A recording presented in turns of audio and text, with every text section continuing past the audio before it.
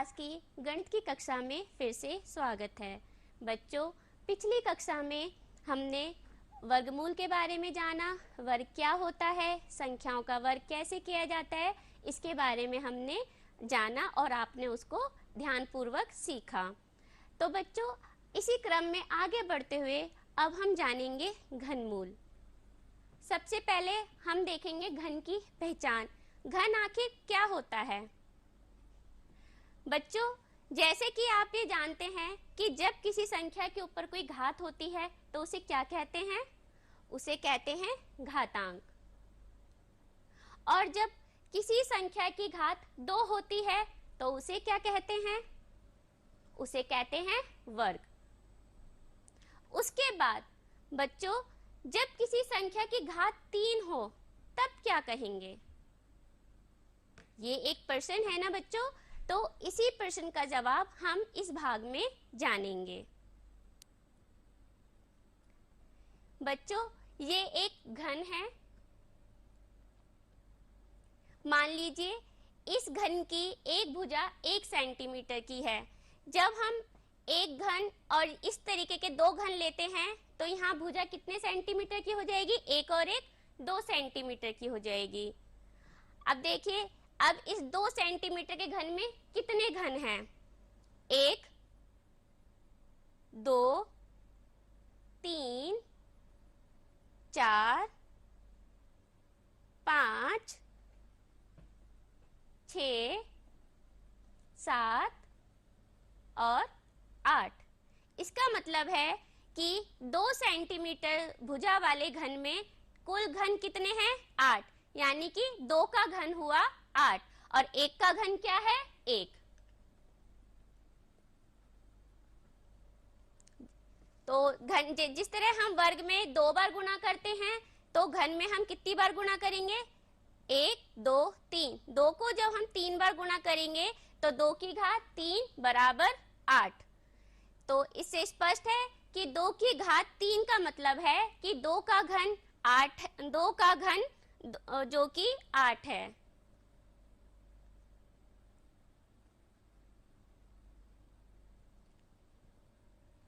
अब आगे बढ़ते हैं। इसी तरह जब हम 3 का घन करते हैं, जब 3 को हम 3 बार गुणा करते हैं, 3 गुना 3 गुना 3, तो 3 की घात 3 बराबर 27। ठीक उसी प्रकार 4 को जब 3 बार गुणा करेंगे तो 4 गुना 4 गुना 4, 4 चौक 16 और 16 चौक 64।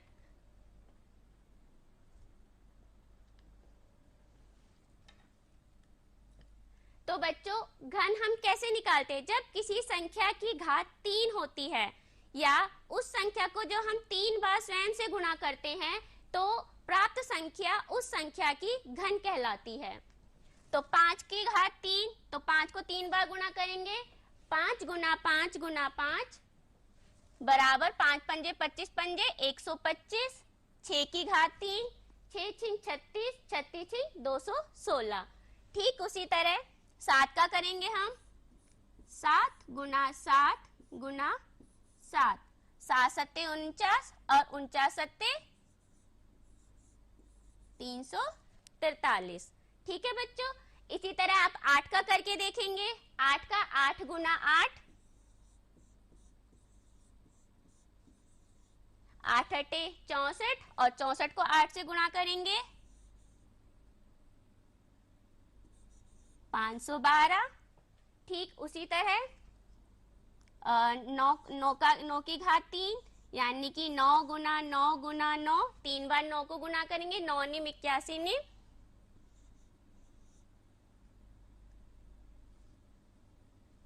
सॉरी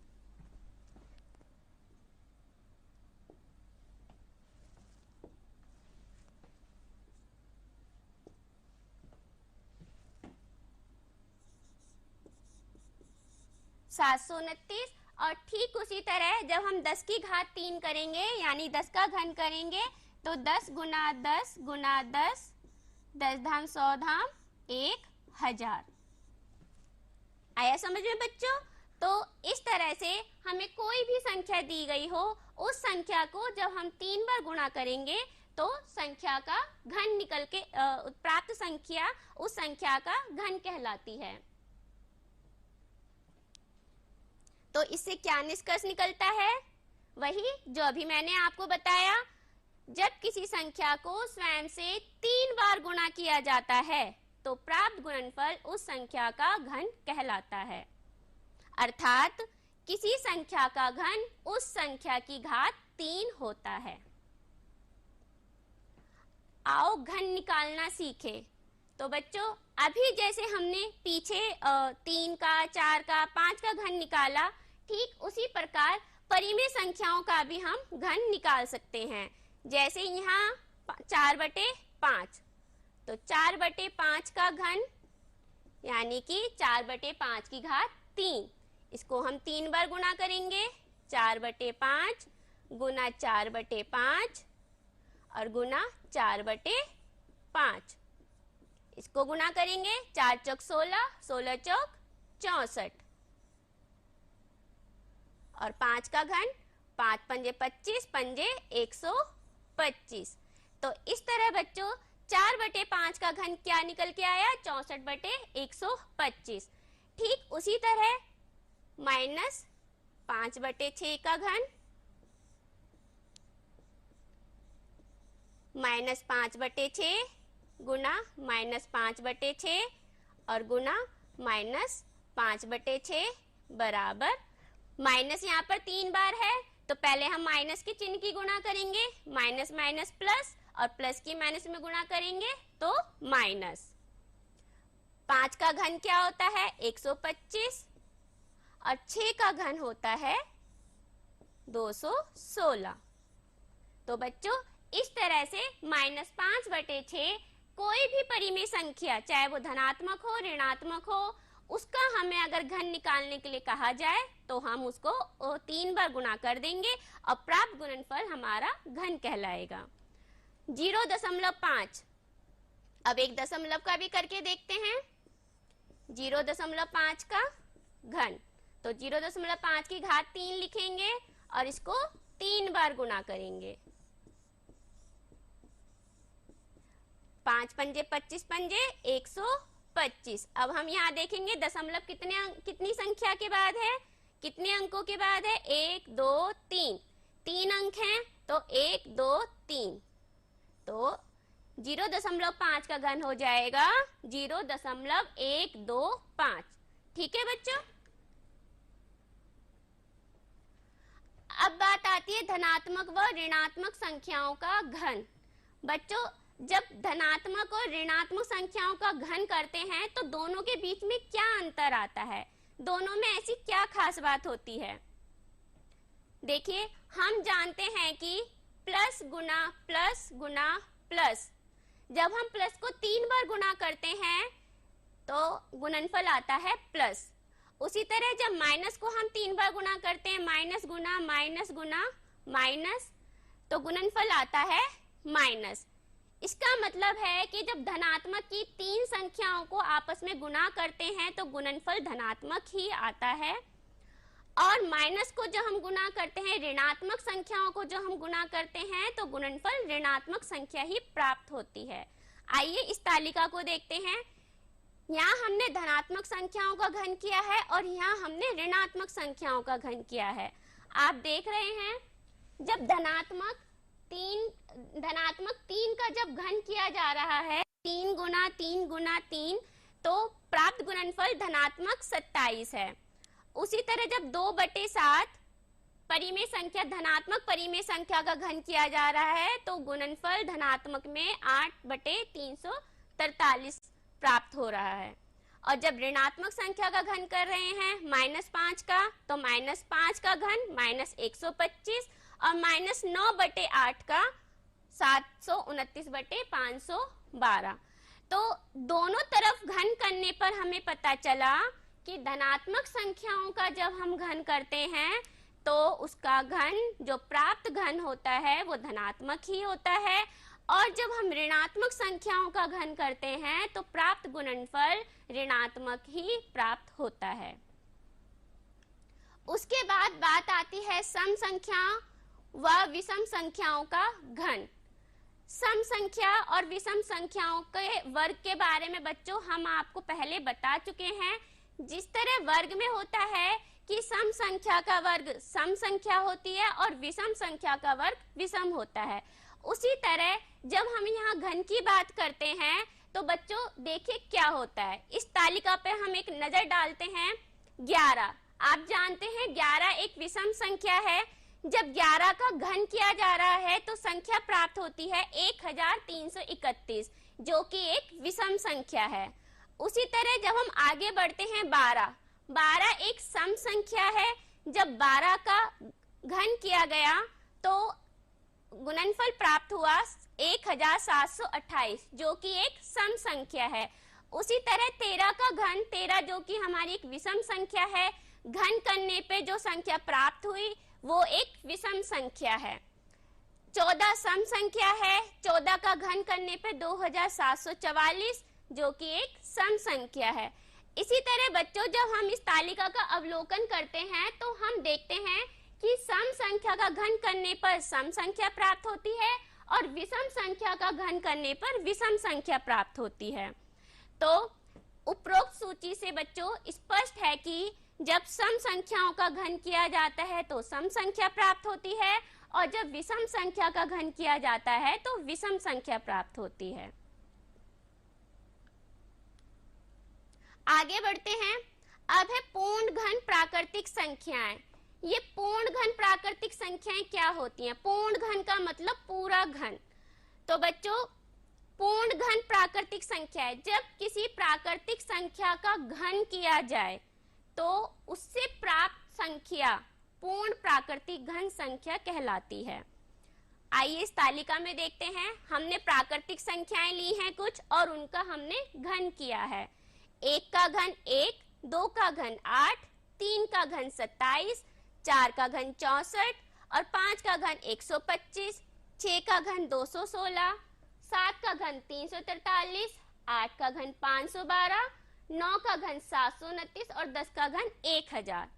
तो बच्चों ऊपर जो हमने प्राकृतिक संख्याएं ली उनके घन से जो हमें संख्याएं प्राप्त हुई वो हमें प्राप्त हुई पूर्ण घन प्राकृतिक संख्याएं। तो सारणी से स्पष्ट है कि 1 से लेके 1000 तक की संख्याओं में केवल कितनी पूर्ण घन प्राकृतिक संख्याएं? देखिए 1, 2, 3, 4, 5, 6, 7, 8, 9, 10। इसका मतलब ये है कि 1 से लेके 1000 तक की संख्याओं के बीच में हमारे पास केवल 10 ही घन प्राकृतिक संख्याएं हैं बस। बाकी और जो संख्या वो हमारी पूर्ण घन संख्याएं नहीं हैं। अतः हम कह सकते हैं कि किसी भी प्राकृतिक संख्या का घन होने पर घन से प्राप्त होने वाली संख्या प्राकृतिक एक घन प्राकृतिक संख्या कहलाती है। उसके बाद आगे चलते हैं पूर्ण घन संख्या की जांच। यहाँ हम देखते हैं 2 का जब हम घन करते हैं तो 2 की घात 3। तो आप जानते हैं 2 की घात 3 का मतलब 2 को 3 बार गुणा करना है। 2 गुना 2 गुना 2 बराबर 8। जब हमने 6 का घन किया, 6 को 3 बार गुणा किया, बड़ा आंसर आया, उत्तर आया 216। तो ऊपर जब हम घन करते हैं तो उससे पता चलता है कि जब किसी पूर्ण संख्या के घन से प्राप्त कोई संख्या प्राप्त होती है तो वो पूर्ण घन संख्या कहलाती है। अब यहाँ देखिए हमने संख्या ली 1 का अभाज्य गुणनखंड किए हमने 1 गुना 1 गुना 1। यहाँ पर 3 का त्रिक बन गया है, अतः पूर्ण घन संख्या है। इससे पहले बच्चों मैं आपको एक चीज बताना चाहूंगी कि जिस तरह वर्ग में आपको याद होगा, वर्ग में जब हम अभाज्य गुणनखंड करते थे हम दो दो अंकों के समूह बनाते थे।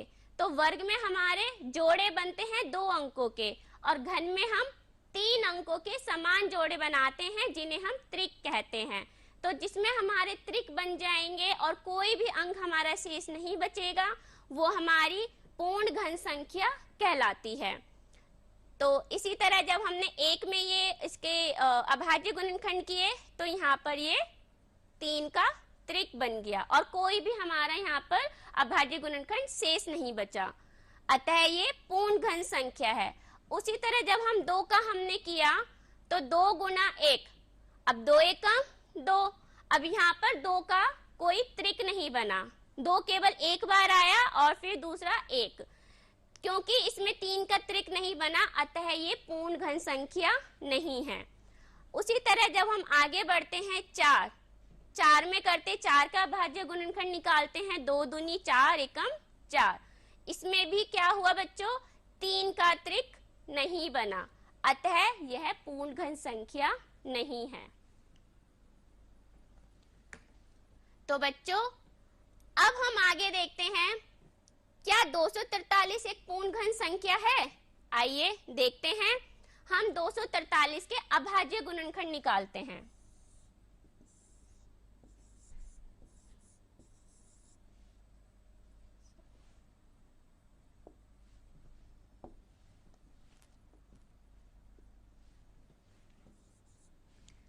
तो सबसे पहले हम इसे 3 से भाग करेंगे, 3 अट्ठे 24 और 3 एकम 3, फिर 3 से करेंगे, 3 दूनी 6 और 3 सत्ते 21, फिर 3 से करेंगे, 3 निम 27,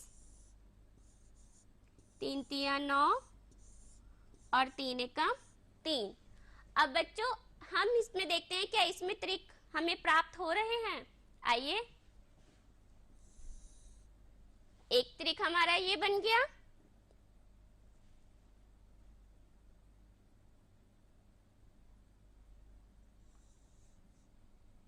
और एक ये। पहले में हमारे 3 का समूह बन रहा है, पर दूसरे में केवल हमारे पास 2 3 है और एक 3 की अभी हमें जरूरत है। इसका मतलब है कि इसमें पूरी तरह से त्रिक नहीं बन रहे हैं, अतः 243 एक पूर्ण घन संख्या नहीं है। अब इसी तरह क्या 729 एक पूर्ण घन संख्या है? 729 का भी इसी तरह से हम क्या करेंगे, अभाज्य गुणनखंड निकालेंगे।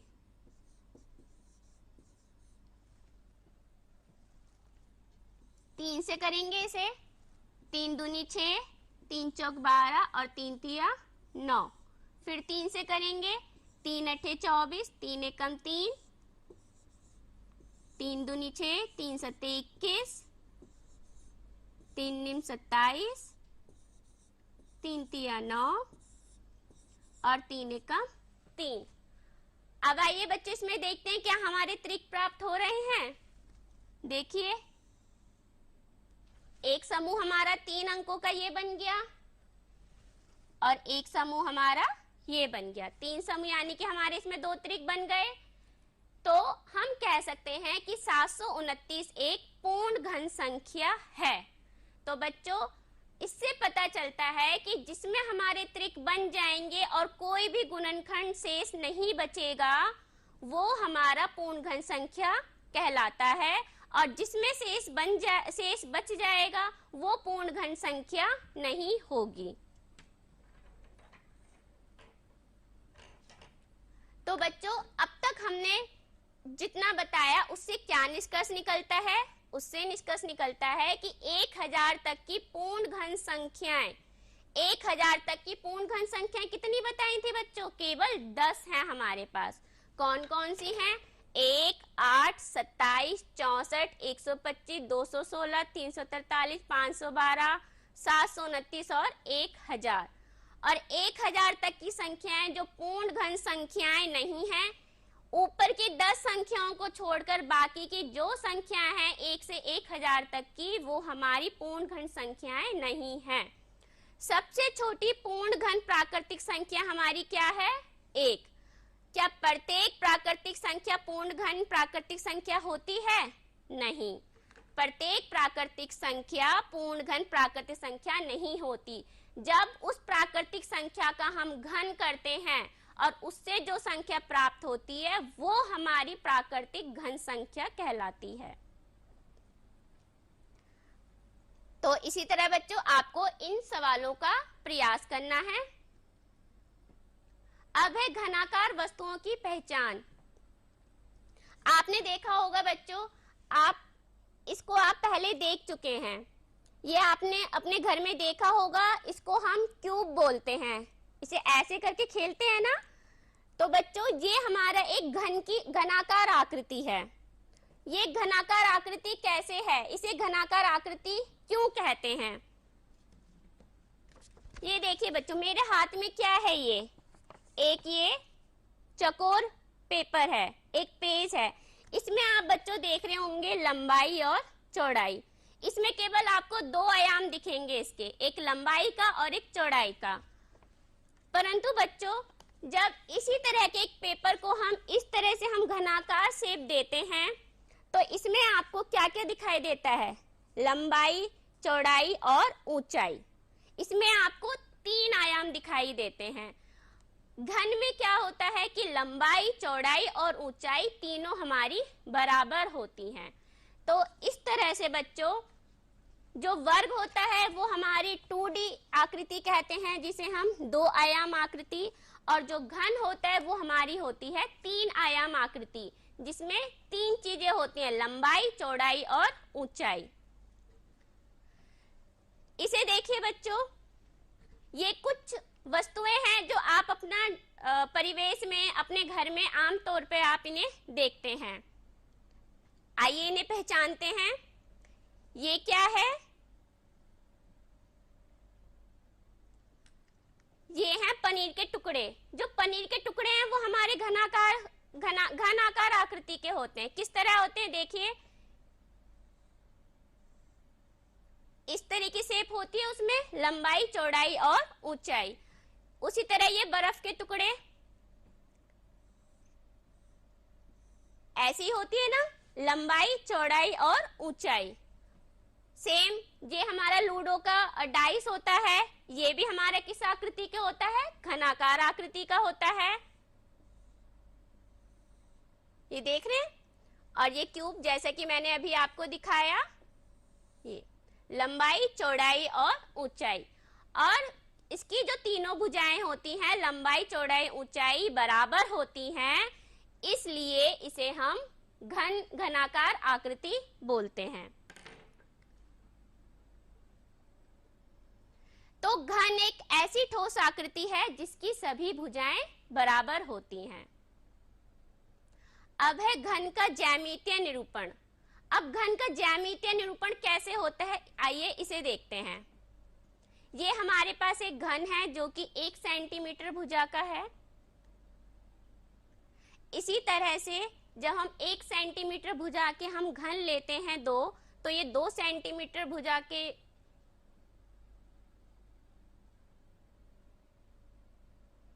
देखा आपने? तो इसमें कितने घन आए? देखिए इसे दोबारा देखते हैं।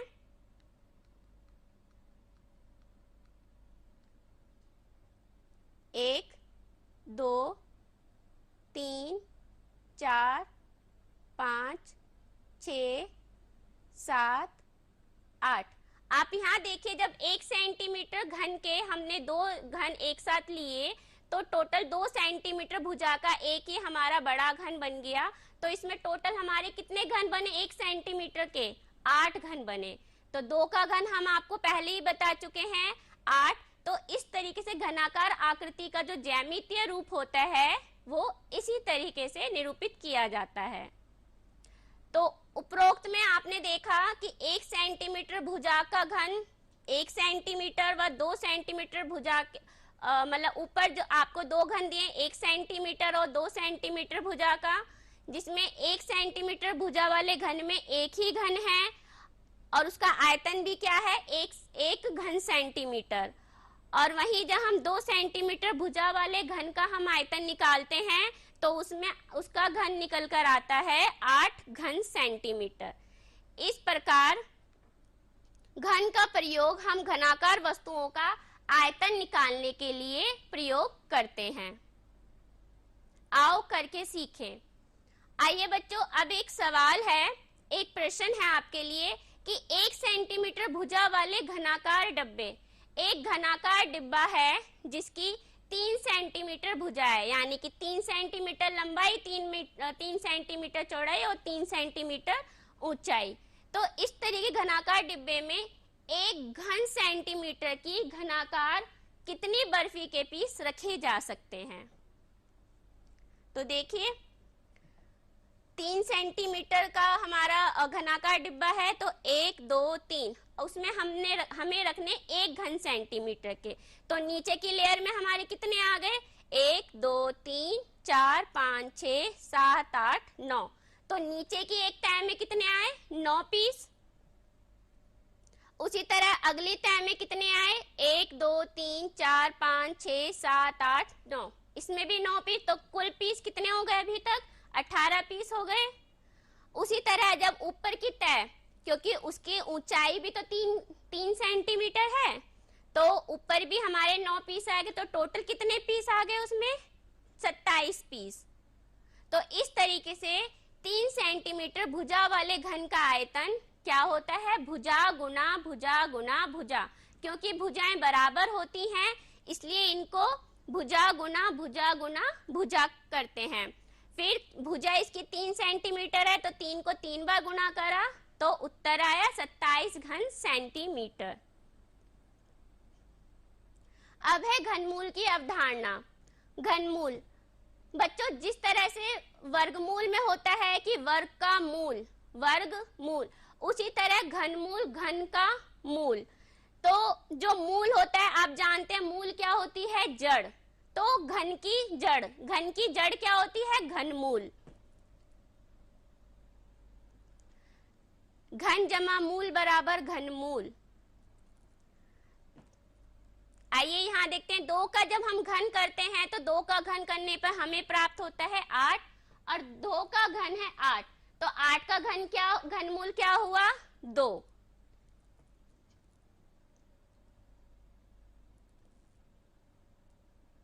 दो का घन 8 और 8 का घनमूल 2। उसी तरह हम -4 का जब घन करते हैं तो -64 होता है, और -64 का घनमूल हमें प्राप्त होता है -4। तो बच्चों ऊपर हमें करने पर पता चलता है कि घन और घनमूल एक दूसरे के विलोम होते हैं। यानी कि जो घन और घनमूल के बीच का संबंध क्या होता है? एक दूसरे के अपोजिट होता है, विलोम होता है। अब है घनमूल का चिन्ह। बच्चों इस चिन्ह को आप पहले पिछली कक्षा में आप जान चुके हैं। किस चीज का चिन्ह है ये?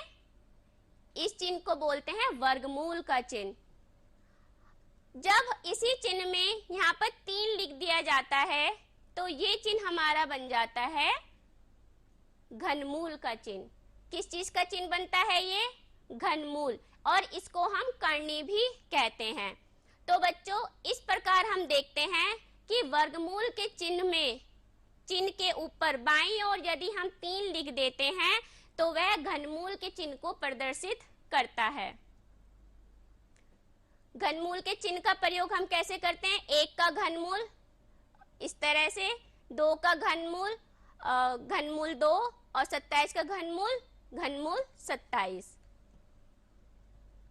तो इस प्रकार घनमूल को प्रदर्शित करने के लिए इस चिन्ह का हम प्रयोग करते हैं, और घनमूल के चिन्ह को हम करनी भी कहते हैं।